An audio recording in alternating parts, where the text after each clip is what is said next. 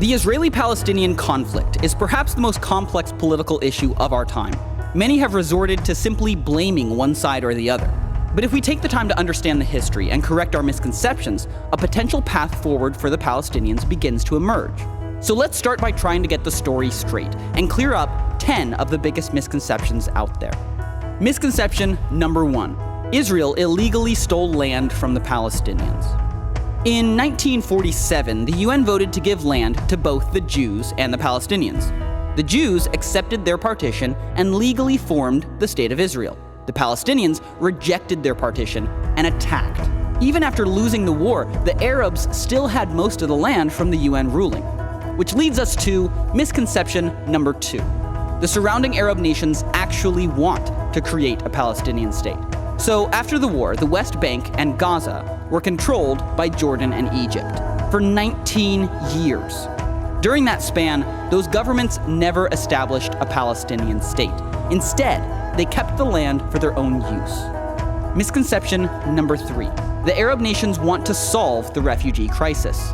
Palestinians have settled in Arab nations throughout the Middle East. These nations could solve the crisis immediately by granting refugees equal rights, but instead, they refuse to let them vote, own land, or even study in public schools. Ironically, the only country to grant them full citizenship rights is Israel, which absorbed 156,000 Arabs after the 1948 war, and even today, Arabs hold seats in the Israeli government and Supreme Court. Misconception number 4. UN efforts are helping to solve the refugee crisis. The UN did step in to provide assistance to the Palestinian refugees, but instead of using their existing agency that helps resettle refugee populations around the world, the UN created UNRWA, which labels every Palestinian as a refugee until a Palestinian state is formed within the borders of Israel.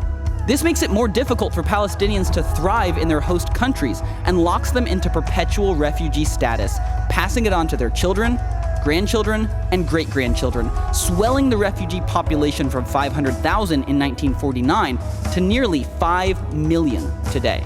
As conditions worsened, the international aid started to pour in, which, incidentally, is misconception number 5. The solution is more money. Really? Western nations have given the Palestinians a ton of aid. Even taking inflation into account, they've been given 25 times more money per person than Europe was given to rebuild after World War II. Where's the stable economy? Where's the improved infrastructure? That money sure could have helped, but it was given to some leaders who had a different agenda, which brings us headlong into misconception number 6. Forming a state is the primary goal of top Palestinian leaders. All of this international aid did go to help ease one man's suffering, Yasser Arafat.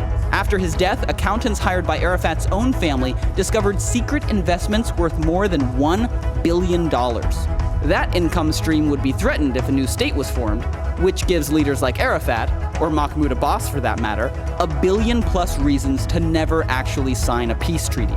Which leads us to misconception number 7. Israel has a true peace partner. In the year 2000, desperate for a resolution, the Israelis elected Prime Minister Ehud Barak with a mandate to make peace with the Palestinians. Barak offered Yasser Arafat 94% of the land he demanded, except Jerusalem. Arafat flatly refused. President Clinton blamed the failure of the best chance at peace in 60 years squarely on Yasser Arafat. Which brings up perhaps the most common misconception of all. Number 8. Israel just needs to give up land for peace. The last time Israel tried this was in 2005. They forced thousands of Jewish settlers out of Gaza, and in exchange, the Palestinian leaders promised peace. But when the Israelis moved out, the Palestinians voted Hamas in. Yep, they elected a terrorist organization who, since taking power, has fired more than 10,000 rockets into Israel. Surprised? Then you've probably bought into misconception number 9.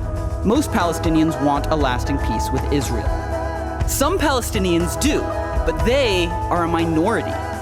For 60 years, Palestinian educational leaders have fed their children a steady diet of hate, idolizing suicide bombers and celebrating death right in the classroom.